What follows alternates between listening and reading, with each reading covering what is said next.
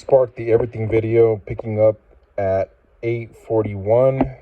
This is going to be part 2, and this is being read out loud audibly.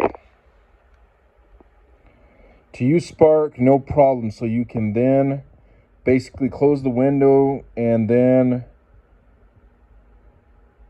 go right back into the Spark screen you were on, and you can continue through Spark. And so essentially what it would look like once you continue into Spark, the very first screen you're going to get to is going to look something like this. Now, it's not going to automatically know what state in MLS and what form types you want to use. So those are the first questions that's going to ask you. This is actually what it would look like for you. It'll say, what state are you in? So you just pick that, and then it'll say what MLS, and you pick that.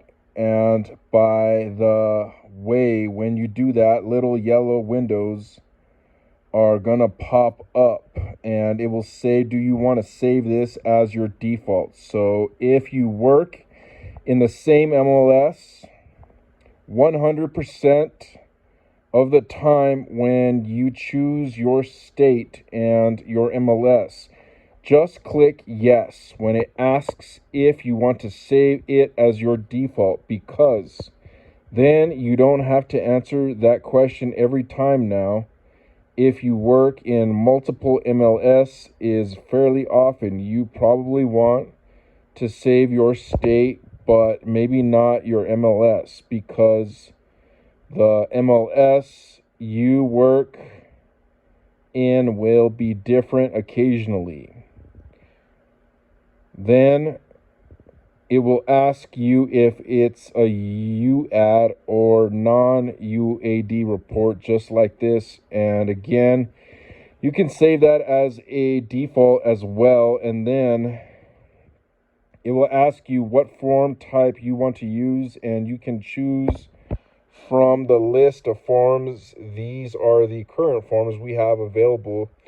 This list grows throughout the year, or over time, I should say. And so you just pick the form you want, and then that pops up, and now you've picked your effective date. And so here I'll just pick March 1st, and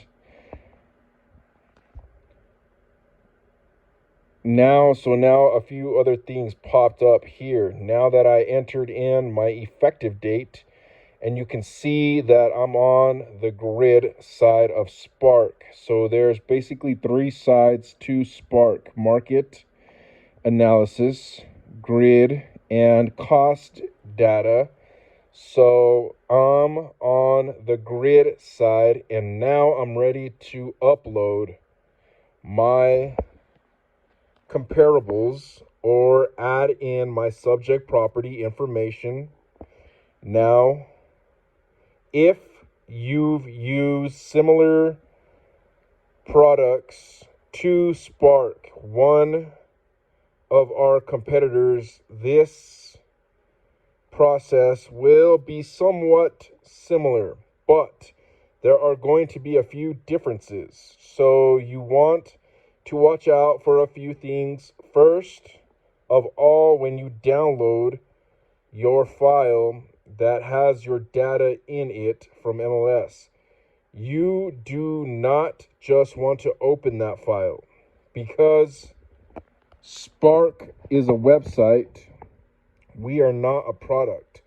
That's an application that sits on your computer that you install. It's just a website. So if you open up your file that you get from MLS that has your comps in it, or your 1004MC properties, then it's just gonna open up a spreadsheet. It's not going to open up into Spark, because for security reasons, it just can't open up the website. So you actually have to go to the Spark website rather than automatically doing it. Doesn't really take any extra time other than going to your browser and choosing it from your favorites. But that is something you have to do. So let's just go ahead and start that process. Now here's my MLS, and I'm gonna show you a few different things here. So first of all, what I've done is I've done a search in these geographic boundaries so that you can see right there now when you're getting data from Spark that you want to load into your MLS. There's a few different pieces of data you can get. So if you're used to other similar tools, then they're going to allow you to go to your MLS, download the properties you want to use as comps.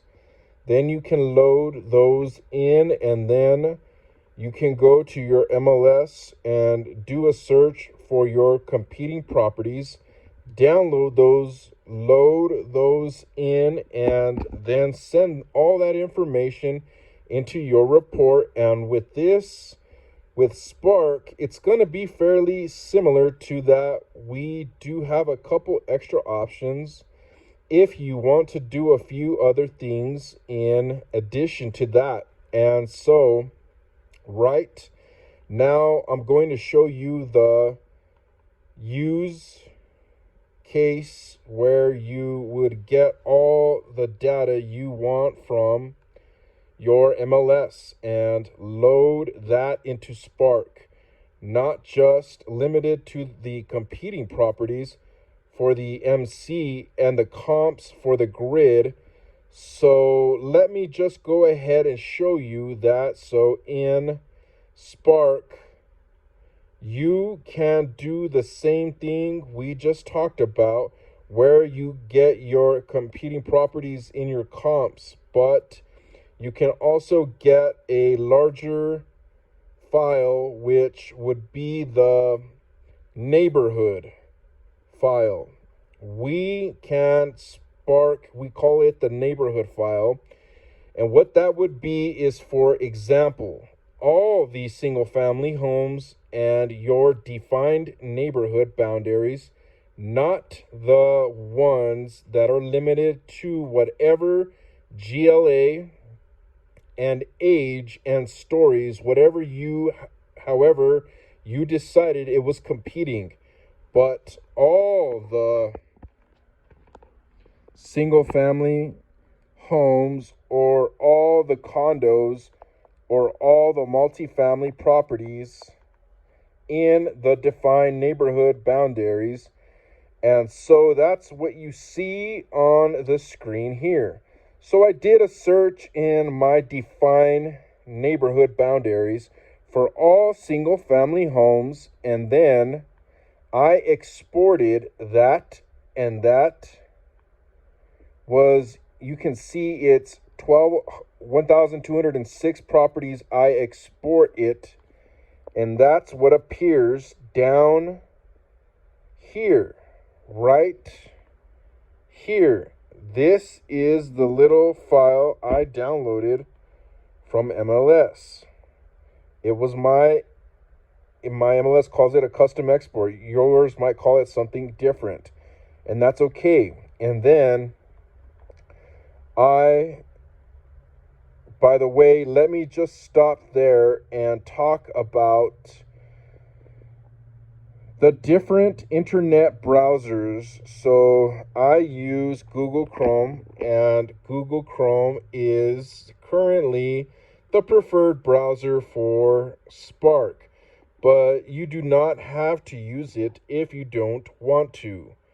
When you use Google Chrome, though, and you download a file from your MLS, then that file just appears down here in the bottom left, and it makes it really easy to just drag and drop it right onto Spark. And I'll show you that when we get to that point. If you use Firefox, then in Firefox, up at the top right, there's a little download arrow button, and every time you download something from your MLS, it goes into that arrow. So all you do is you click that arrow that's at the top right of the little menu. Arrow expands and it shows you the files you've downloaded, and you drag and drop them right onto Spark, just like you can with Chrome. They just come from a different area, top right instead of bottom left. And then last is if you use Internet Explorer or Microsoft Edge, then when you download your file from your MLS, you're probably used to it saying, do you want to open it or save it? And or do you want to save as? And with Spark, you want to choose to save it or save as, and you just save the file wherever you want. If you just choose save, most likely Edge or Explorer will just automatically save it right into your downloads folder. You can choose save as, and then you can name it so you can remember what file is what. But that's kind of the way it works when you download a file from the internet. No matter what browser you use, it does download to your computer, and it most likely is going to download to your downloads folder unless you tell it otherwise. But in Chrome, even though it downloaded it into my downloads folder, it also just put it right here to make it so I have easy access to it. And in Firefox, I also have easy access in the top right. They just don't give you that option in Explorer or Edge. So I just want to let you know the difference there, so some of you might not see these files down here, okay? So I got my neighborhood file, which is all of those properties in the defined neighborhood area. And by the way, let me just explain to you what that file is for. Because some of you may not want to use all the single family homes in our SFRS single family residences or condos in the area that file, what Spark does is it uses that neighborhood file that we're talking about to calculate your low, high, and predominant price and age. So however you normally like to calculate that the search you would do right here to get those properties and then download them, so that I got a file, and then you can upload that to Spark. Then once you do that, you narrow it down to your whatever you say is a competing property with the subject, and that's what Spark is going to.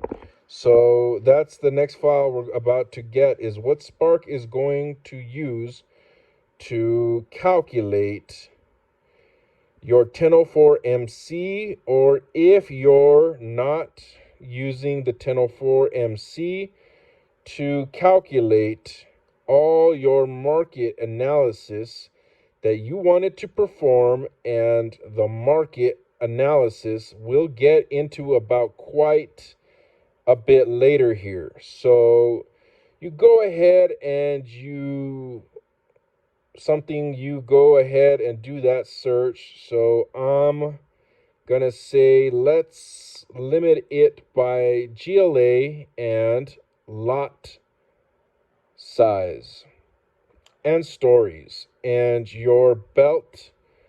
And so now I took that 1,206 properties down to 316.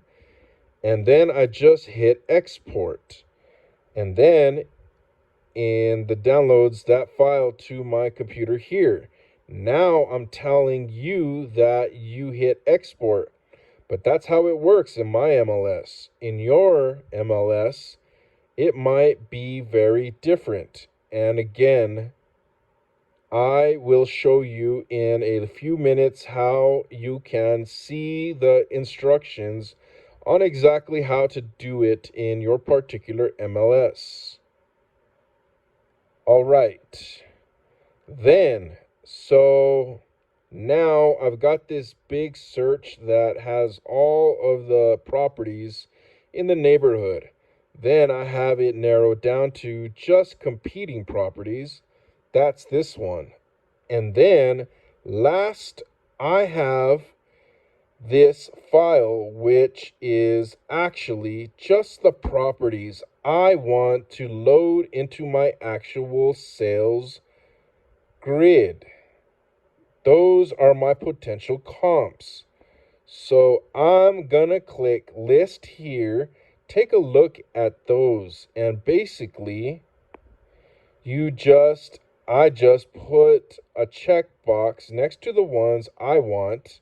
I checked, I think, like 12 here.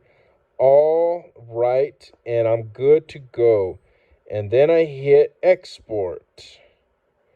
And then I download those, and those download in this file right here. Okay, so that's essentially what it is in Spark. The way most appraisers use it is they get 3 files: the big neighborhood file, the file for the competing properties, and then the file that has the properties you want to load into your actual grid. You can also do a separate export for your subject. So if your subject has been listed, then you want to just like go and do a search in your MLS for your subject, export that, and then you can get a 4th download, which is just your subject listing. And I'll show you a couple other ways in a minute how you can load data into Spark, because you do have a few options. You don't have to do it the way I just said. All right, so now let's just say I went to Miami. I got those files, and now I'm ready to load them into Spark. Now, first of all, on this Spark screen, before we actually load in the data, this is what I was just referring to as far as the instructions particular to your MLS. So some MLS systems require you to perform a special setup that allows Spark to be able to read that data properly and accurately. So in Spark, if what I would recommend all of you do is click this yellow button the first time you use it. Even if you're in an MLS that doesn't require setup, then here All right, I'm going to end it at 18 minutes and 33 seconds.